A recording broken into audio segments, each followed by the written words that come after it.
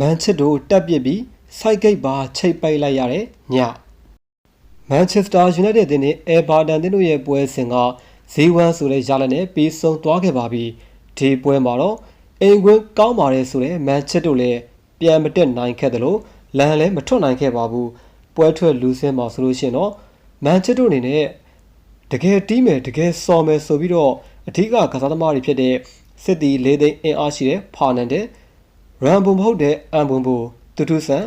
အထာနဲ့တဲ့အာမတ်အပါအဝင်အဓိကကစားသမားအများစုနဲ့ပဲတက်လှန့်လာခဲ့တာလည်းဖြစ်ပါတယ်တစ်ဖက်ကအဲဘာတန်အသင်းကတော့မန်စီးတီးကနေအငှားလာရောက်ပြီးတော့ကစားနေတဲ့အမှုသမားလေးဂရီလေအဓိကကစားသမားဖြစ်တဲ့ဂါနာအပါအဝင်ဒါတော်တော်များများနဲ့ပဲအကောင်းဆုံးပွဲထွက်လာခဲ့တာကိုလည်းတွေ့ရတယ်ဒီပွဲမှာဆိုလို့ရှိရင်တော့မန်ချက်စတာယူနိုက်တက်တို့အနေနဲ့တကယ်ကိုကန်ကောင်းခဲ့တယ်လို့ပြောရမှာဖြစ်ပြီးတော့ပွဲချိန်73မိနစ်မှာဆိုလို့ရှိရင်အဲဘာတန်အသင်းရဲ့ဒါကစားသမားတွေအချင်းချင်းစကားများပြီးတော့ကွင်းလယ်ကစားသမားဂူရီပွဲချိန်73မိနစ်မှာပဲအနီကတ်နဲ့ထုတ်ပယ်ခံလိုက်ရပါတယ်ထုတ်ပယ်ခံလိုက်ရလို့တိတ်မကြခင်မှာပဲအဲဘာတန်အသင်းဘက်ကတွင်းကိုတကူကိုတွင်းယူနိုင်ခဲ့တာပါငုံမမန်ချက်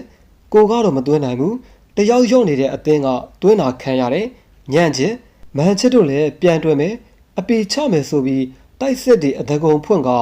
စစ်တီလေးသိန်းဖာနန်ဒက်ကလည်းတဘုံဘုံတအုံအုံနဲ့ကိုအသေးကမ်းပါတယ်ဖာနန်ဒက်ရဲ့ကန်ချက်တွေက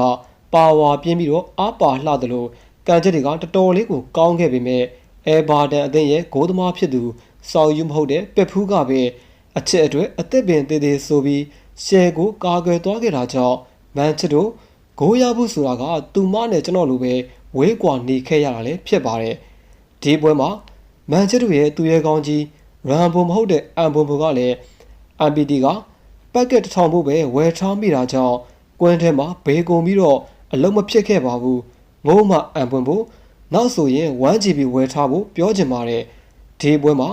မန်ချက်တို့အနေနဲ့အဲဘာတန်အသင်းဘက်ကို